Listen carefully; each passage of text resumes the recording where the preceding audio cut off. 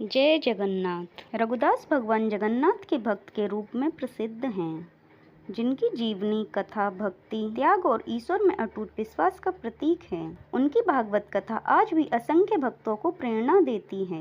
एक समय भगवान रामचंद्र के एक महान भक्त थे, जिनका नाम था रघुदास। वह पुरी में जगन्नाथ मंदिर के सिंह द्वार के पास एक बड़ी छतरी के नीचे रहते थे। एक बार जब वह भगवान जगन्नाथ के दर्शन करने गए तो उन्होंने जगन्नाथ की बेदी पर राम, लक्ष्मण और सीता को देखा। उस दिन से उन्हें विश्वास हो गया कि भगवान जगन्नाथ भगवान रामचंद्र से भिन्न नहीं हैं। रघुदास ने भगवान जगन्नाथ के प्रति मैत्रीपूर्ण प्रेम रस विकसित किया।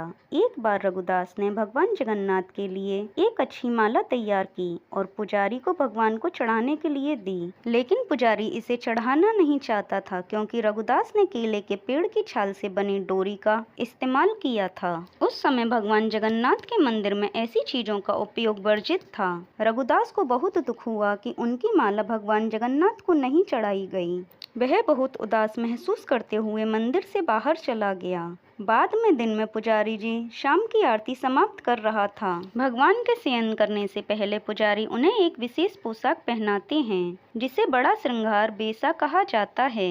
भगवान को श्रृंगारित करने के बाद पुजारी जी ने उनके शरीर को फूलों से सजाना शुरू कर दिया, लेकिन उसे आश्चर्य हुआ कि उसने जो कुछ भी किया, भगवान के शरीर पर एक फूल भी नहीं बचा।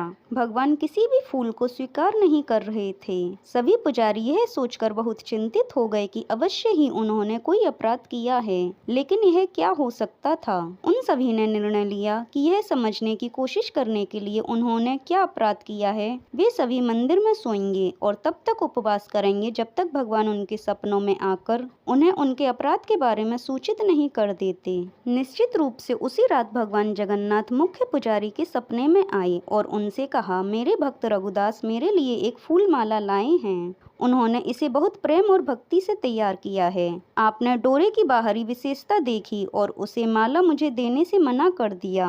आप देख नहीं सकते कि उसने कितनी अच्छी माला तैयार की। उन्होंने इसे प्रेम और भक्ति से पिरोया है। अब मेरा भक्त मेरी सेवा से वंचित होकर माला सामने रखकर अपने घर में बैठा हुआ है। उसने कुछ भी नहीं खाया है और लगातार रो रहा है। वह अभी तक सोया नहीं है। जब तक मेरे भक्त की इच्छा पूरी नहीं हो जाती, मैं आपसे कोई माला कैसे स्वीकार कर चैन से सो सकता हूँ। तुरंत प्रधान पुजारी जाग गए और उसने अन्य पुजारियों को सारी बात बताई। तब वे सभी रघुदास के पास गए और अपना अपराध समझाया और उनसे अपनी माला भगवान जगन्नाथ को देने के लिए कहा। यह सुनकर रघुदास बहुत प्रसन्न हुए कि भगवान इतने दयालु हैं कि वे स्वयं उनकी माला स्वीकार करने की प्रतीक्षा कर रहे हैं। जय जगन्नाथ। राधे राधे।